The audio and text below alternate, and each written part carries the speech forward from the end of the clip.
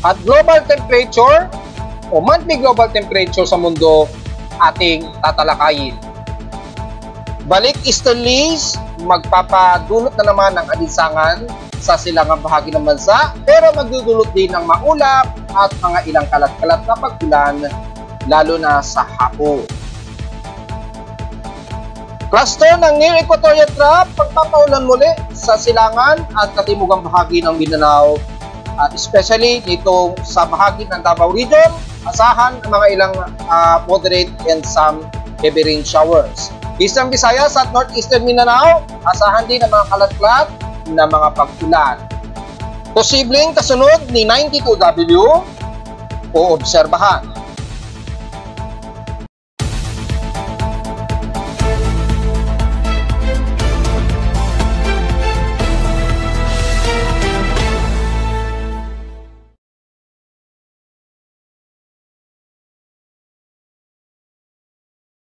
Hello, good morning mga folks. Welcome po muli sa ating Daily Weather Bulletin at Analysis para sa araw ng Mother's Day, May 12, 2024.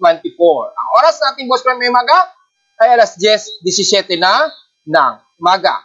Una sa lahat ay binabati natin ng Happy Mother's Day ang lahat ng mga nanay sa sanglibutan at mapahayop man yan o mga kagaya nating mga tao ay lahat ng mga ina ay pinakailaw ng ating tahanan at siya yung pinaka-importante o isa sa pinaka-importanteng parte ng ating mga buhay. So ngayong araw ng linggo ito, May 12, ay pinagdiriwang natin ang ating mga ina. So kung may panahon kayo na inyo ipasyal ang inyong mga nanay at bigyan sila ng magandang treat, ngayong araw ay kung maaari ay bigyan natin ng panahon ang ating mga ina dahil sila po ang nagsilbi nating gabay mula nang tayo ay isinilang sa mundo hanggang sa tayo ay lumaki at tumayo sa sariling paa. Samantala sa ating lagay na panahon ay may mga ilang pasta tayo na kaulapan sa silangan dahil nga po sa easterlies at wala na po tayong frontal system na umiiral sa Luzon. Kaya expected na naman ay balik alinsangan muli sa extreme Northern Luzon, ilang bahagi ng Northern Luzon. Pero dahil sa easterlies ay nagkakaroon ng mga mataas na water vapor sa silangan na magdudulot po ng mga ilang kalat-kalat na pag-ulan at hindi pa rin maiwasan ang mga pagkidlat at pagtulog. Sa ating current conditions, overcast, gloomy, haze po tayo ngayon at may mga ilang kaulapan na umiiral sa atin sa paligid at sa himpapuwid. Makikita sa live CCTV snapshots, medyo haze po ang paligid namin sa Caloocan at maaaring sa ibang bahagi ng Metro Manila. Pero medyo mataas at meron tayong mga chance pa rin na pag-uulan na ayon sa ating 3-day forecast and storm prediction. Ay makikita ngayong araw ay mayroon tayong at least 20% chance na uulanin. Pero bukas daw ng Lunes, mukhang mataas-taas sa 70% chance daw na may pag-ulan. So, posibleng may halo itong localized thunderstorms. Well, tingnan po natin kung mangyayari yan in real time bukas. Pero ngayon, nasa 20% na tsansa na tayo daw ay uulanin. So, tingnan natin. Magdala na lamang ng pananggalang sa ulan sa mga papasyan ngayong araw para sa ating mga mamis sa araw na ito, kung sakali, nakabigla po magkaroon mga isolated rain showers sa Metro Manila. So, bukod sa few clouds, gloomy at haze, ay ang lowest temperature na itala na aking weather station kaninang 4:49 AM. Nakapagtala kami ng lowest of 27.9 degrees Celsius. Kahapon nakapagtala kami ng malinsangan pa rin na temperatura na umabot ng 35.3 degrees Celsius. Kahapon ito ng hapon at 2:48 PM. Ibig sabihin lamang natiling mataas ang aming heat index na sa 48.7 degrees Celsius kahapon. Ibig sabihin lamang ay at least hindi na umabot ng mahigit sa 50 degrees Celsius ang naging temperatura. Well, kung titingnan natin sa heat index, itatabi natin sa heat index mula sa data feed ni Pag-asa kahapon ay nangunguna naman sa may matataas na heat index ang Lawag Ilocos Norte at saka ang Gian Eastern Samar na may tigpo 46 degrees Celsius. Kasunod na rito ay mga tigpo 44 degrees Celsius na kagad. Wala pong naitalang 45 degrees Celsius ang Batak, Ilocos Norte. Marami-rami ito dito sa Puyo, Palawan, Bira Catanduanes, yan, kasama ng Rojas City Capiz, Dumagas Iloilo, Borongan Eastern Samar, yan, at dyan sa Zamboanga Peninsula. And the rest, 43 degrees na po pababa yung heat indexes. So at least hindi sobrang danger level o extreme danger yung naging heat indexes natin mula nung umulan kami sa Caloocan noong isang araw.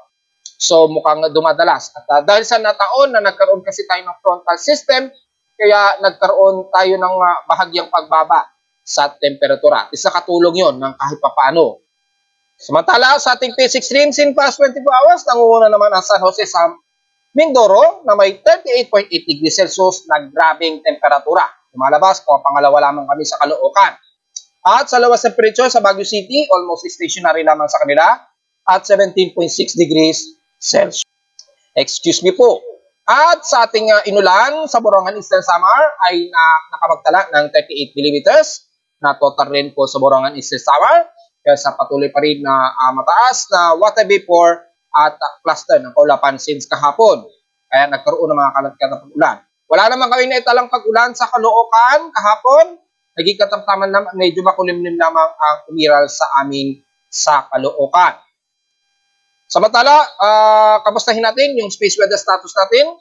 Dahil nanatiling aktibo ang solar flare, pero bahagya na itong nabawasan, di gaya kahapon na nagkaroon talaga ng grabing extreme at severe na geomagnetic field.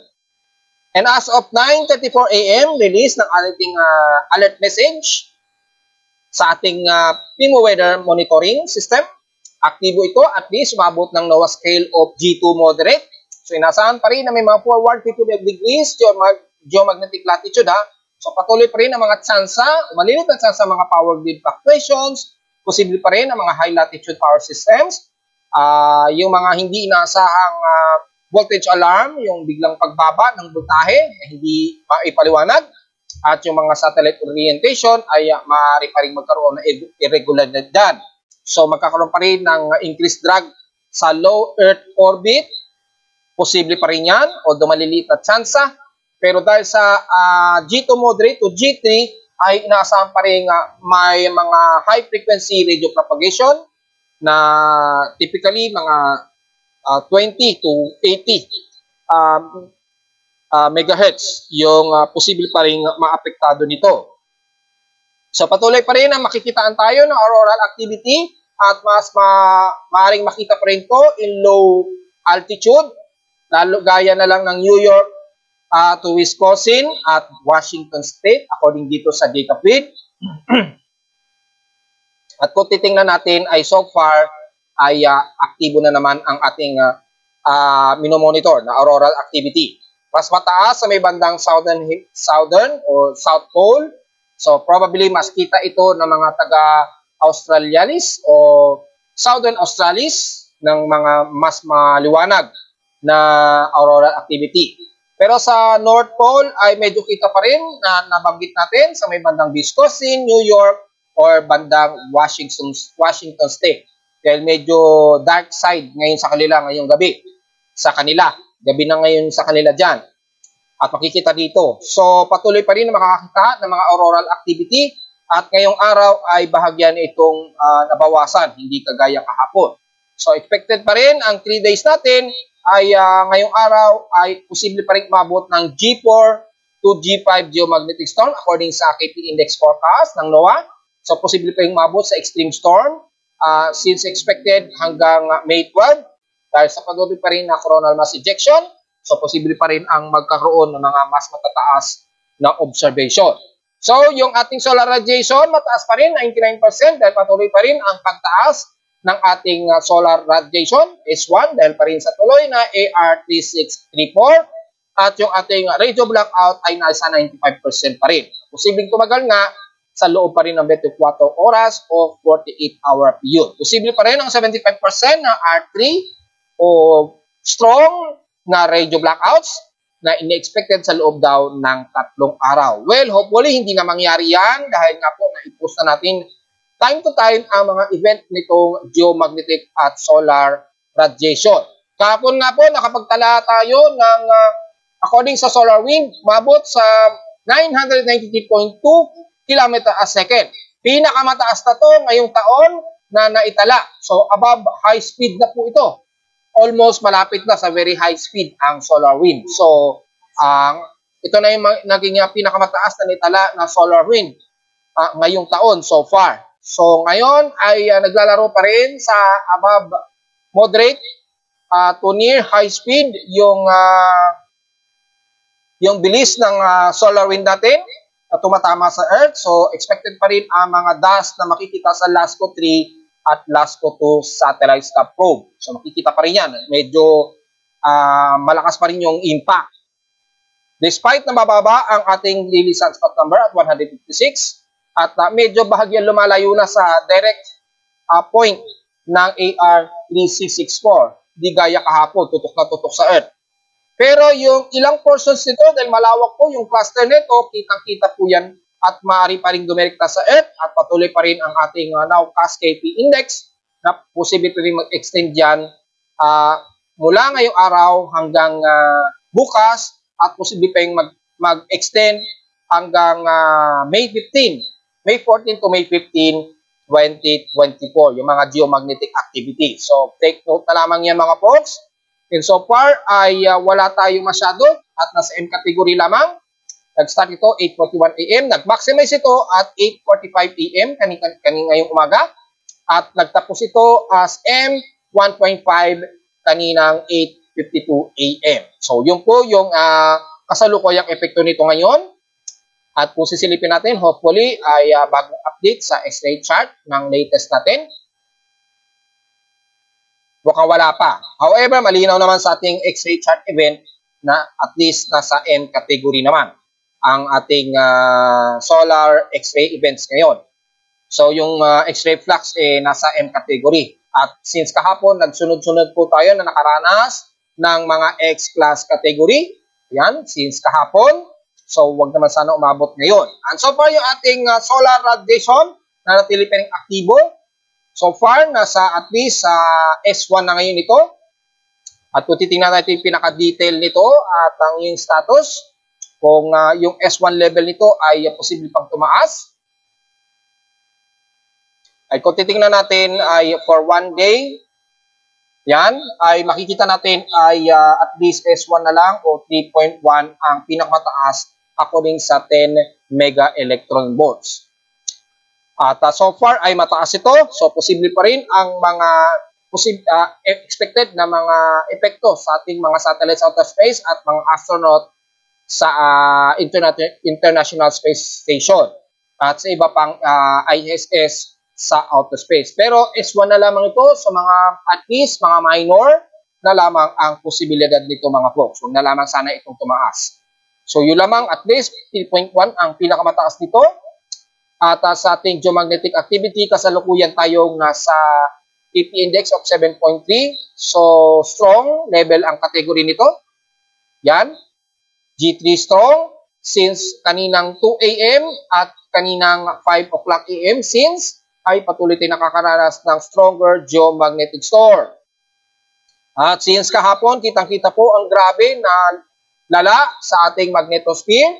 So patuloy pa rin itong umiiral ngayong araw, bagamat medyo mas mahina na ito, hindi gaya kahapon, na parang super typhoon ang katumbas. At kahapon ay, ngayon ay medyo nabawasan ito ng konti. So, despite na konti, na natiling mataas pa rin ang lakas ng impact sa ating magnetosphere, kaya makakaranas pa rin tayo ng ionospheric range, medyo malalang ionospheric range, at solar activity na diniscuss natin kanina. At yung ating expected na absorption o degraded frequency ay so far nasa between 20 MHz po ito. Anytime pwedeng tumaas yan between 10 meters to 80 meters. So inaasahan halos sarado ang band ng buong high frequency sa ngayon. Well, obserbahan natin dahil posible pa itong magtuloy-tuloy hanggang bukas nga po. Pero at least ay maglalaro na lamang posible from G3 to G2 geomagnetic storm. Pero mataas-taas pa rin yan dahil hanggat hindi umaabot ng G1 ay may tuturing pa rin natin stronger geomagnetic storm yan. So ingat na lamang lalo na sa mga bumibiyahe at gumagamit ng mga radio telecommunications, lalo na yung paggamit ng mga two-way radios, inaasahang medyo interference pa rin ang mararanasan. Okay, diretso agad tayo sa ating weather conditions ngayong araw. Ang outside humidity natin, medyo nagda-dryer na naman at 69%. At tumaas ito ng 1% since last hour. Natiling mataas ang atmospheric pressure natin at 1,011 hectopascals and steady ito since last hour. At kasalukuyang pa-high tide pa rin tayo ha. May 1 hours and 20 minutes pa to maximum high tide. So kung sisilipin natin kung ito ba ay aabot ng mahigit 1 meter, yes, 1.3 meters po ang inaasahan ngayong 11:55 PM. So pwede pong lumayag at mga malilit na mangingisda kahit sa pangpang lang ng Manila Bay. Pero sa mga maliligo na mga kabataan, ingat po at magsama po kayo ng inyong mga guardian dahil sobrang lalim po, mahigit sa 1 meter ang lalim, kaya mag-iingat na lamang mga folks. At sa ating air quality, mukhang nasa moderate po ang ating concentration, yung air quality concentration natin at 57 index.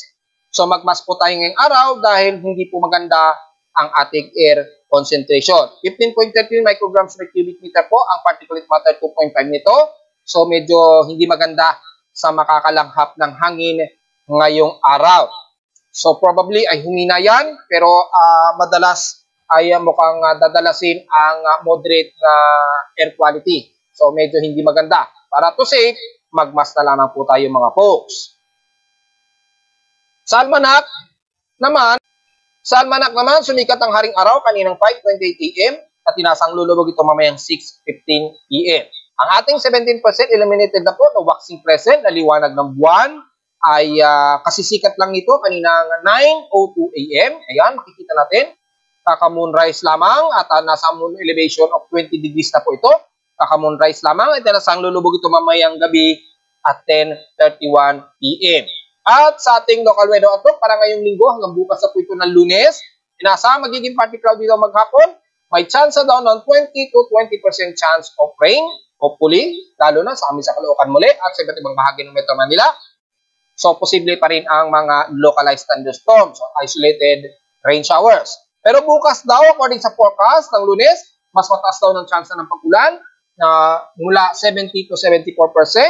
Sana mangyari yan. At inaasang 2-day highs and lowest temperature expected natin mula 36 degrees to 37 degrees Celsius. And lowest temperature expected ay nasa 28 to 28 degrees Celsius lamang. Diretso agad tayo sa ating ginagamit na satellite imagery at makikita natin na wala tayong umiiral na ngayon ng frontal system. Bahagyang nasa mataas ito, bandang Taiwan, ang posisyon na ngayon ng frontal system.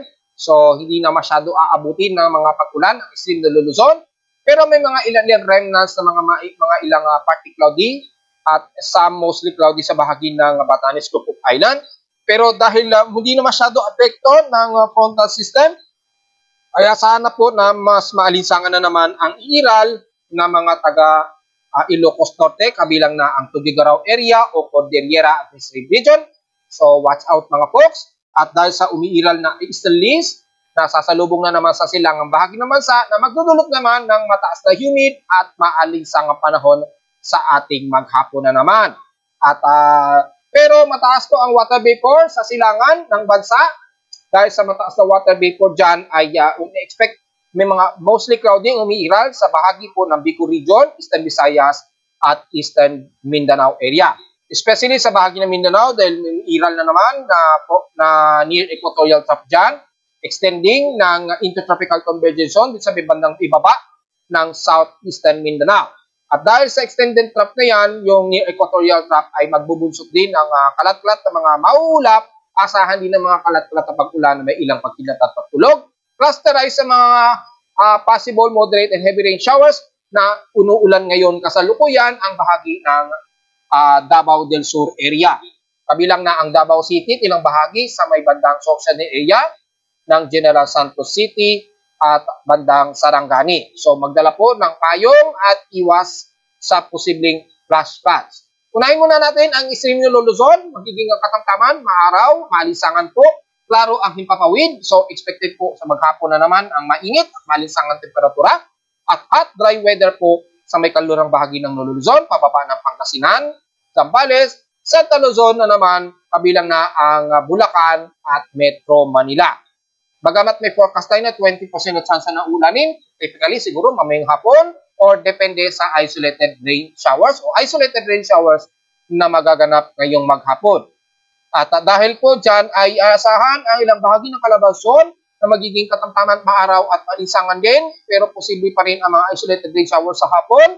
Despite na klaro ngayon at maaraw, ay dito sa bandang Quezon Province ay nagkakaranas sila ng maulap na himpapurin at may mga cluster po ng kulapan dyan. So asahan po ang posible pa rin localized thunderstorms and isolated rain shower. Wala naman tayo masyado nakikitaan na heavy rain potential, pero posibleng hanggang moderate rain shower ang iiral mula Camarines Norte, buong bahagi ng Bico Region mula Iriga, Sorsogon, Catanduanes Island at kabilang na ang dyan sa may bandang dulo ng Sorsogon area at kabilang na ang the rest ng Southern Luzon mula Marinduque, Tabias Island, Romblon, Masbate at dyan sa may bandang malapit sa may Sorsogon area. Siyempre, magkakaroon ng ilang maulap ang Occidental Mindoro pero patuloy pa rin na mataas ang temperatura ninyo dyan. Dito sisilipin natin yung contour map mula sa data feed ni Pag-asa. Ay mataas na po ang temperatura dyan sa bahagi nga po ng San Jose, Occidental Mindoro. So despite na magiging maulap, patuloy pa rin na mataas ang alinsangan dyan, ay kaya wag po masyadong magbibilad sa tinding sikat ng araw. Base naman natin Himawari 8 satellite imagery, nakakaranas ngayon ng maulap na himpapurin ang bahagi nga po ng Catanduanes, Caramuan, mula Naga, Iriga, pababa na ng Kamalig, hanggang Sorsogon at Matnog. Expected ng mga isolated rain showers po at typically mga light to moderate showers po yan. Well, good news yan, at least medyo mapawi ang tinding init. Pero except sa bahagi nga po ng Northern Luzon, na mas makakaranas na naman tayo ng mataas na heat index. So watch out yan mga folks. Sa bahagi naman ng Palawan area, magiging partly cloudy ang ilang bahagi ng Balabac at Batarasaha at ilang bahagi ng Calayan Islands. Pero the rest ng Puerto Princesa hanggang San Vicente at El Nido ay magiging katamtaman at maaraw, kaya asahan po ang mataas na air temperature maghapon. Magkaroon man siguro ng mga ilang partly cloudy at isolated rain showers, panandalian lamang ito at agad ding umapawi.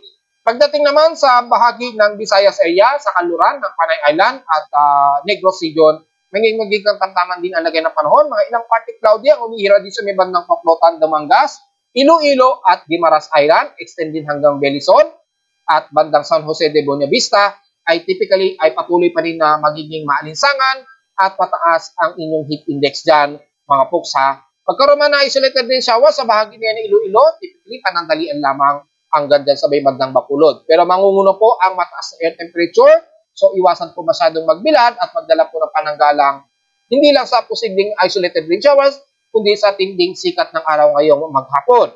Kabilang na ang Central Visayas sa Cebu, Bohol, Tagbilaran hanggang Siquijor, magiging malinsangan tayo dyan. Isolated rain showers lang din ang iral, especially sa hapon o sa gabi. Pero pagdating sa silangan ng Visayas, mula dyan sa may bandang Dolores ng Eastern Samar, Borongan City, pababa ng Genesis Samar, the rest ng bandang Tacloban, bandang dyan sa silangan ng Leyte, Albuyog hanggang Hinarungan, at patawid ng bandang Dinagat sa may Northeastern Mindanao, magiging partly to mostly cloudy po ang iira din ninyo dyan. May mga cluster ng kaulapan, so isolated rain showers din, at mga posibleng moderate and some heavy rain showers.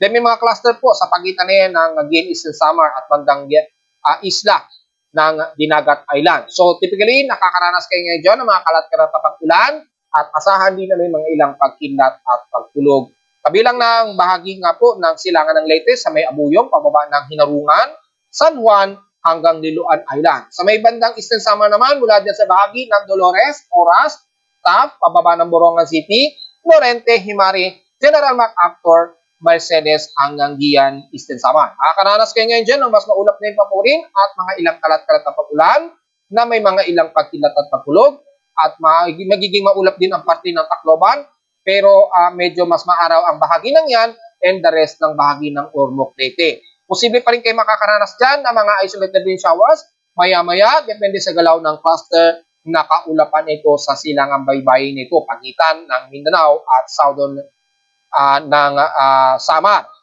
At mula dyan, patawid nga po ng Surigao del Norte, so damay na, isla nga po ng Dinagat Islands, nakakaranas sila ngayon ng maulap na himpapurin at mga kalat-kalat na pag-ulan, typically ilang moderate and heavy rain showers, magdala na lamang ng pananggalang sa ulan at ingat sa posibleng flash floods. At mula sa may bandang Surigao City, pababa na yan ng Agusan del Norte, kasama na ang silangan ng Mindanao, mula San Francisco, Hinatuan, pababa na yan ng Katiil and the rest ng Governor Hinoroso, makakaranas ng partly to mostly cloudy at mga ilang moderate and heavy rain showers nga po. At dahil nga po sa umiiral nga po ng near equatorial trough na umiiral ngayon sa may southern at eastern Mindanao, nakakaranas kayo ngayon dyan ng mga kalat-kalat na pag-ulan, moderate and heavy rain showers, ang patuloy na umiiral ngayon na nabanggit ko nga po, kasama na ang San Francisco nga po, Agusan del Norte, Agusan del Sur, kasama na ang Compostela Valley ng Davao de Oro, and the rest ng Kanlukan, pababa na nga po yan ng Governor Hinoroso. Ingat na lamang sa flash floods and the rest ng Davao Oriental at Davao del Sur. Nakakaranas kayo ng mas maulap at mostly cloudy ang umiiral at mga moderate and heavy rain showers, lalo na dito sa bahagi ng General Santos City, Glan at Sarangani area. So asahan din ng mga kalat-kalat na pag-ulan mula Coronadal City, Digos, Kidapawan, and the rest ng South Southern area hanggang Cotabato. Asahan po ang maulap na himpapurin at mga kalat-kalat na pag-ulan na may ilang pagkilat at pagkulog. Ingat na lamang sa flash floods kung sakali. Pero sa ngayon, sa may bandang Cotabato, papasok dito ng bandang Marawi sa Barm, ay may medyo partly cloudy muna ang iral, pero maya-maya asahan din ang mga isolated rain showers. Sa ngayon, medyo mas maaraw sa bahagi na yan ng Barm, mula dyan sa may bandang Usami City at Kapatagan, papasok na yan ng bandang Uriqueta City, Dapitan, Sindangan hanggang Pagadian ng Zamboanga del Norte at Zamboanga del Sur. So mas mainit ang iyong temperatura dyan, pero mataas daw po na nasa 60% chance na kayo daw ay uulanin dyan. Kung pumasok yan, medyo magiging mauulap at magkaroon kayo ng mga isolated rain showers at mga ilang localized thunderstorms, especially mamayang hapon. At pagdating naman mula din sa may bandang Ipil, pababa ng Siocon, Sirawai, and the rest ng Zamboanga City, patawid na yan ang isla ng Basilan at Mulusulo, magiging partly to mostly cloudy ang umiral sa inyo dyan at may mga ilang kalat-kalat na mga pag-ulan, typically light to moderate showers. Magdala na naman ng pananggalang, mga folks. At sa hilaga naman ng bandang Mindanao, ay mga partly to mostly cloudy ang medyo umiiral sa may bahagi ng Cagayan de Oro hanggang Ginuog, Camiguin Island, and the rest ng Nasipit, papunta na ng Butuan City, dyan sa may bandang Surigao del Norte ay asahan pa rin ay magiging partly cloudy at asahan din ang mga isolated rain showers, pero naka-forecast lamang ito na nasa 40% chance na uulanin. So mas maganda magdala na naman ng pananggalang sa ulan bukod sa tinding sikat ng araw nitong maghapon. Bagamat ang most of Mindanao ay magiging mas maulap po ang himpapawid ninyo dyan, so maganda na rin po yan para at least kontrolado ang grabing alinsangan. Hindi kagaya sa may kalurang bahagi nga po ng Visayas, Mimaropa at Northern Luzon area na patuloy makakaranas ng mas mataas na heat index nitong maghapon. Welcome sa naman natin ang ating Tropical Cyclone Assessment Monitoring sa ating West Pacific Basin. Although napakaliit na ang tsansa ng may kasunod na invest at sa loob ng 3 araw so far, wala tayong aasahan na mamamataan na active low pressure area sa ngayon, pero dahil mayroong posibleng nga pong kasunod kay 92W na nabanggit ko nga po 3 days ago at makikita natin sa ating global spectral model na mukhang may kasunod kay 92W. Ayan, may mga cluster po na mga low convection dito dahil nga po sa integrated ng ITTZ, the Tropical Convergence Zone line sa may bahagi nito na Indonesian Peninsula na bahagyang nasa may bandang Southern Mindanao.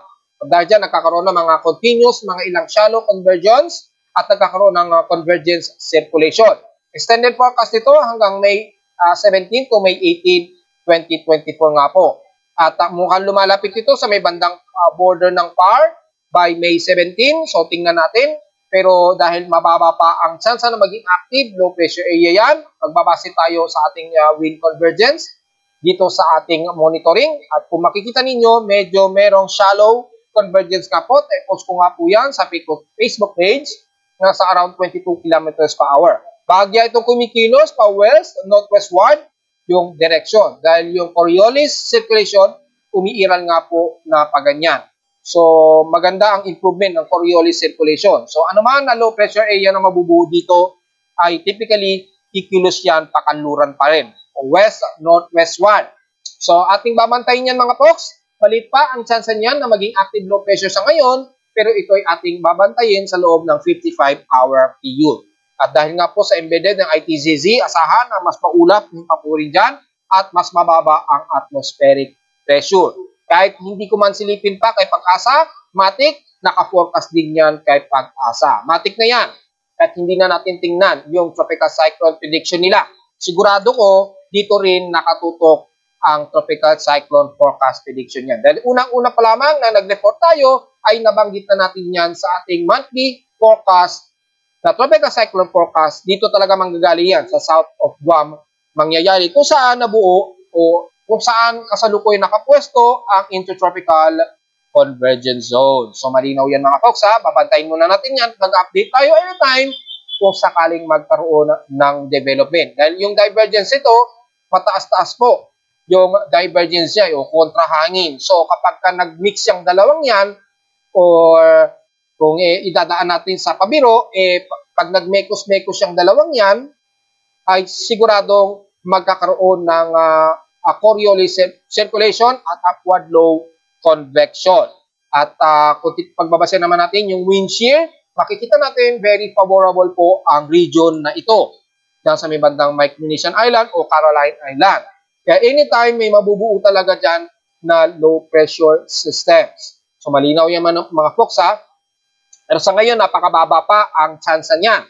At kung titingnan natin sa mga computer models ng GFS ay sa ngayon ay walang nakikitaan na aktibo nito. May mga shallow trough lamang tayong namamataan dito sa kung saan ay may nakikitaan nga tayong isang shallow circulation. SMWF naman ay ganun din, halos shallow trough lang din, pero wala natin nakikitaan na anumang low pressure area, di gaya nung isang araw, very aggressive yung mga pamumuo pa nga po ng mga low pressure systems dito. Pero kung mapapansin ninyo, wala na halos, ganon din kay NABGEM.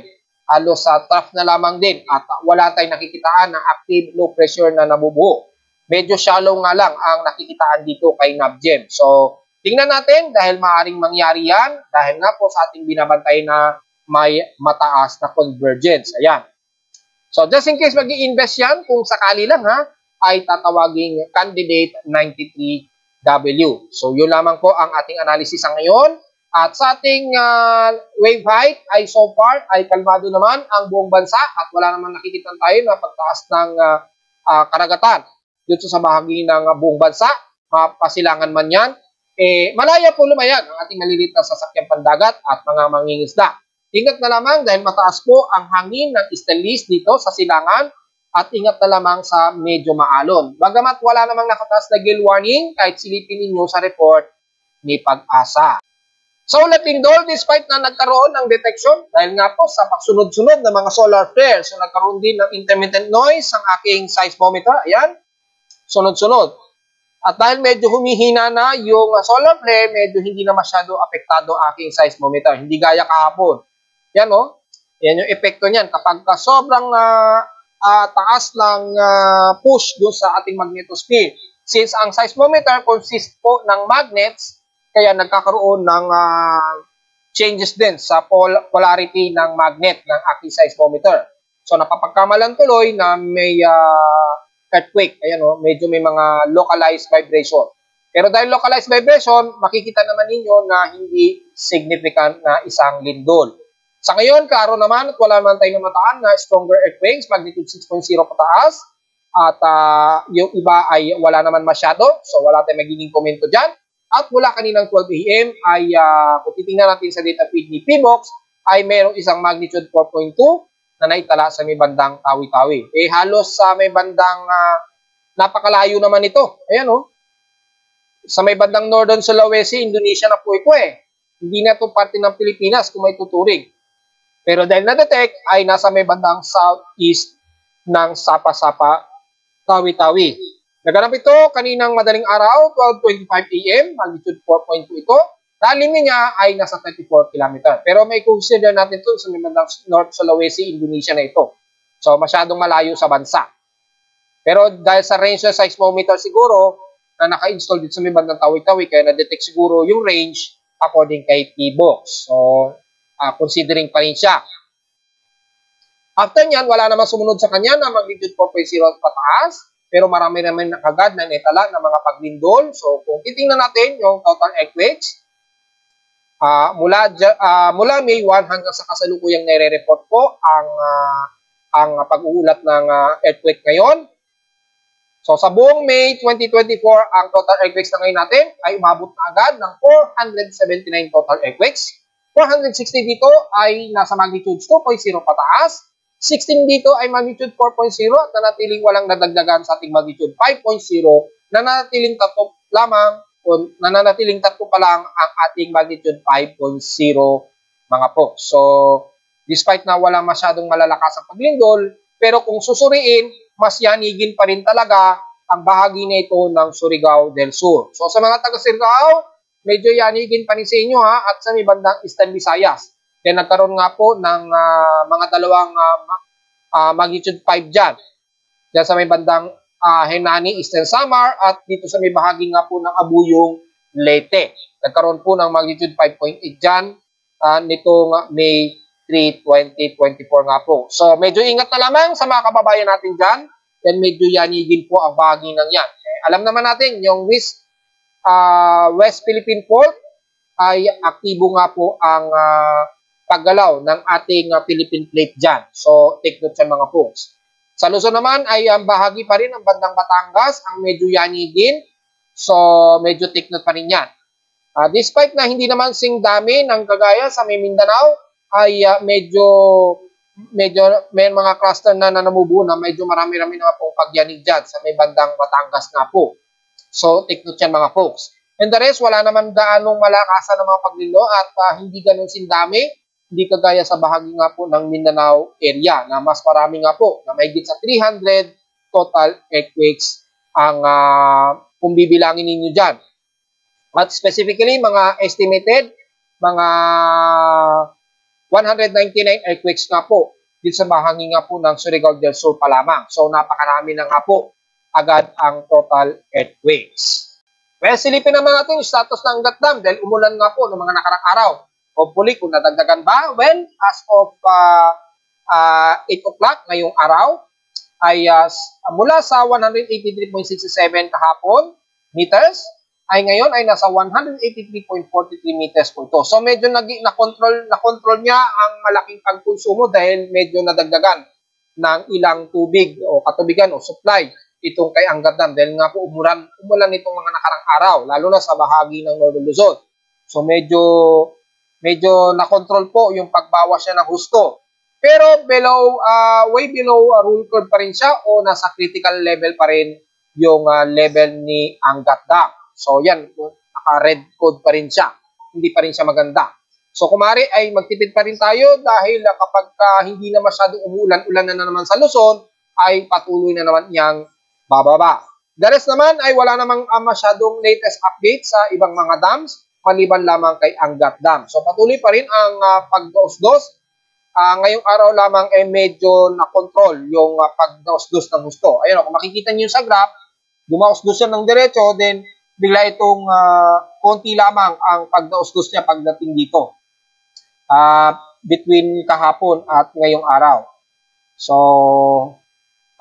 hopefully magkaroon pa ng mga sapat na mga pag-ulan sa Luzon para masuplayan itong si Angat Dam. At sa ating latest na monthly seasonal cycle o global temperature monthly for April 2024, makikita natin na grabe ang ipinapakitang napakataas na temperatura nitong April 2024. Nasa 0.85 o positive 0.85 degrees Celsius po ito. Napakalayo sa temperatura noong nakaraang taon na 0.66 degrees Celsius. So may tuturing na pinakamataas na buong April na ito since 1980. Dahil kung susukatin niyo noong 1980, ang pinakamaliit na na-record na niyan is negative 0.17 degrees Celsius po yan. Kung titingnan niyo po dito. Nasa 0.17 degrees Celsius po. Ayan. Ito yung 1980. Pinakamataas na po yan na negative 0.17 degrees Celsius noong 1980. Ang layo niya ngayon, positive 0.85 degrees Celsius. Ibig sabihin po, global boiling na po talaga may tuturing na ganyang kataas na temperatura. Ibig sabihin lamang yung above average temperature ay nasa 1.32 degrees Celsius na nga po. At kung titingnan ng anomaly between 1951 to 1980, average temperature na nadagdagan sa kanya o mas humigit na average temperature na dagdagan ng 1.32 degrees Celsius. Very global boiling na talaga po mga folks. So take note yan, at dahil sa patuloy na pagtaas na yan, asahan ay maaaring mas tataas pa yan mula May, so on and so forth. Pero hinihiling natin sana naman bumaba naman ito para hindi po magkaroon tayo ng climate crisis sa susunod na taon. Dahil ngayon pa lamang ay mukhang nasa climate crisis na nga po tayo dahil sa global boiling na nga po tayo, ayon yan sa United Nations na nga po. At kung hindi mababago yan at hindi mape-prevent, talagang magkakaproblema na tayo sa susunod na taon at papalo na ito ng 1.5 degrees Celsius kapag patuloy ang pagtaas. So yun lamang po, at least may update tayo, at since bagong update ito ng DIS, ng International Climate Agencies natin, na kaka-update lamang nito kahapon. At i-post ko naman yan sa Facebook page. At narito naman ating 3D weather forecast para sa araw ng Linggo, May 12, 2024.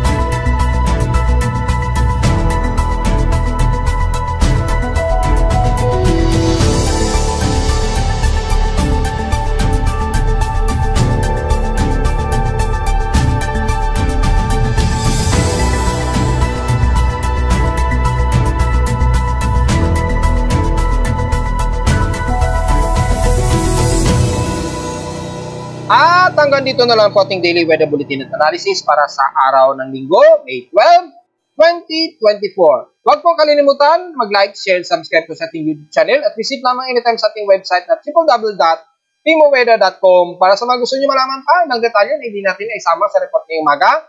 At visit lamang din visit lang din sa ating website para sa dynamic, real-time ng ating lagay ng panahon gamit ang AccuWeather Station sa Caloocan. At sa mga data feeds mula sa iba't ibang weather agencies. Maraming salamat mga folks at Happy Mother's Day po sa mga nanay ngayong araw.